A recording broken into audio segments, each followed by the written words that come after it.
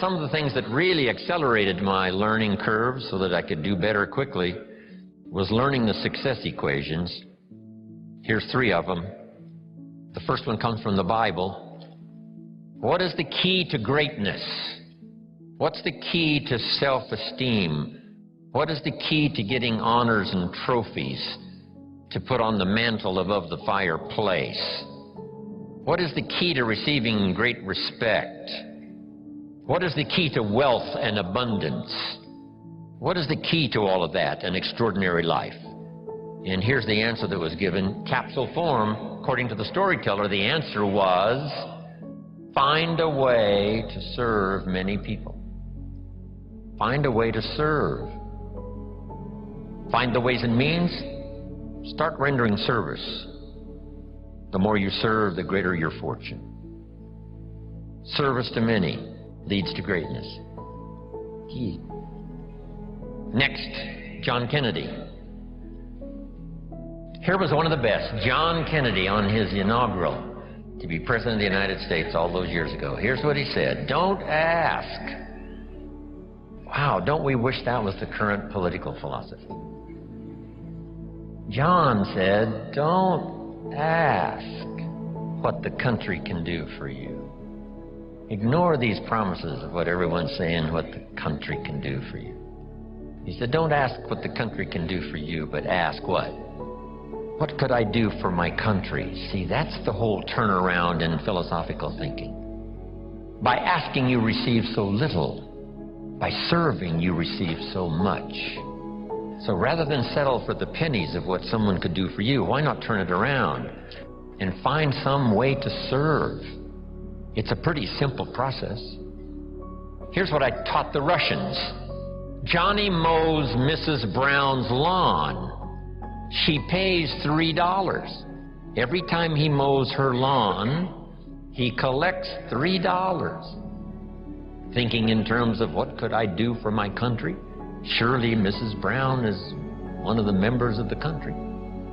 So he mows her lawn and collects $3 and starts what we call an income and a career. Now what's next? And here's what the Russians were excited about. What if Johnny gets Pete to mow Mrs. Brown's lawn? She still pays the $3, but now Johnny gives Pete $2 for mowing the lawn and keeps $1 because he's the one that got the work. Now we have the beginning of an entrepreneur. Now we have the beginning of fortune. Here's a good note to make. I started part-time on a little adventure learning skills and disciplines, and here's what I began to say with my little part-time job. I said, I'm working full-time on my job and I'm working part-time on my fortune.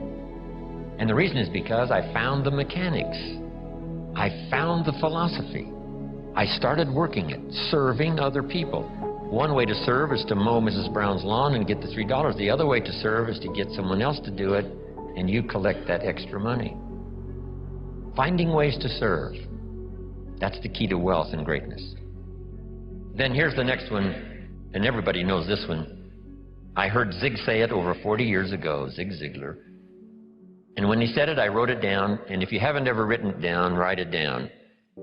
If you help enough people get what they want, you can have everything you want.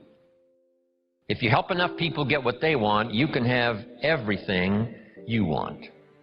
When I heard Zig say that, I wrote it down, and maybe you want to do this.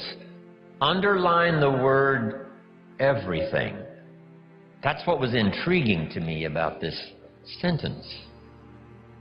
So these are the success equations. This is the wealth formula from the Bible, from John Kennedy, from Zig Ziglar. I believe, and I make this statement 40 times in my book, that you can get everything in life you want if you'll just help enough other people get what they want. If you're selling a product that solves a problem, then you're helping someone else get what they want, which is the solution to the problem, so you get what you want and what you deserve. If you're in management and your productivity and the productivity of your people is important to your income, if you can train, enthuse, inspire, motivate your people to be successful, then your rewards are going to be greater. You can get everything in life you want if you will just help enough other people get what they want.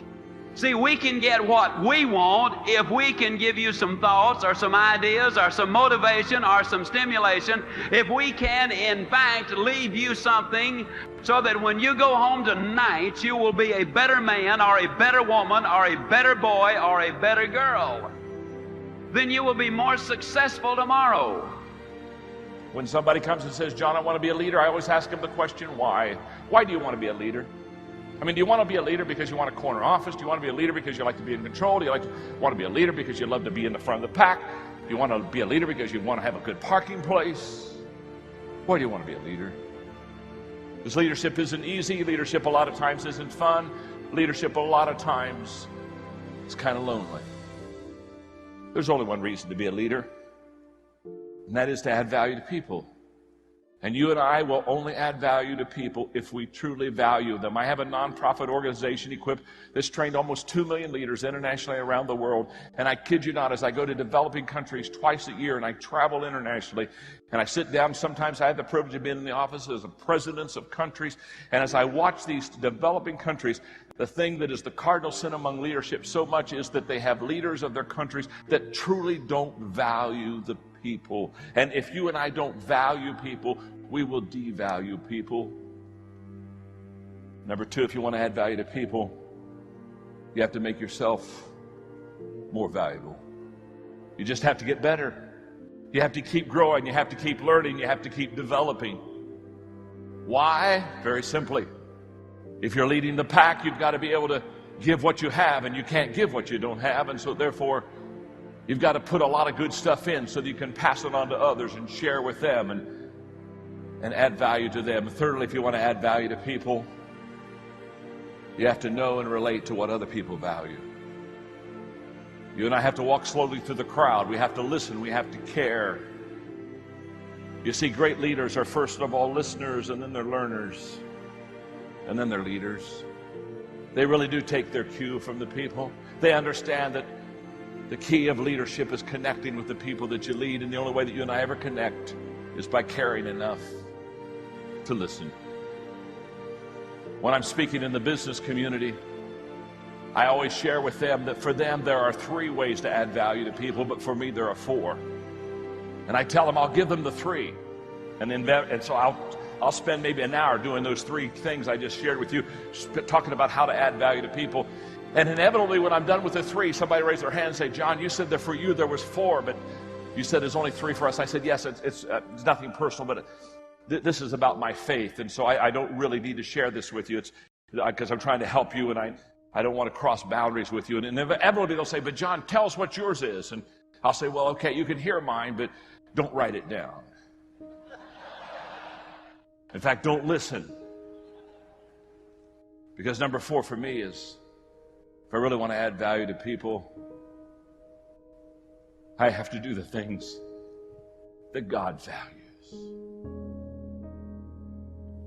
One more. Every day, I encourage others to add value to people. Every day, I encourage other people to add value to people. I'm totally committed to this, and I'm committed to it because I was encouraged in 1978 to add value to people. I was pastoring my second church, and my assistant, Eileen Beavers, gave me a Christmas gift. I opened it up, and much to my joy, it was a book. I love to read books, so that's always a good gift for me. And on the outside of the book, as I looked at the cover, the book, then I got real excited because the title was The Greatest Story Ever Told. And I thought, oh my gosh, the greatest story ever told. I wonder what it is. I wonder who's in it. And when I opened the book, I was greatly surprised because every page was blank. Every page. Except the first page where Eileen Beavers wrote this note, Dear John, your life is before you. You fill these pages with good works, kind acts, matters of your heart. Live your life with intentionality. Make it significant. That day changed my life.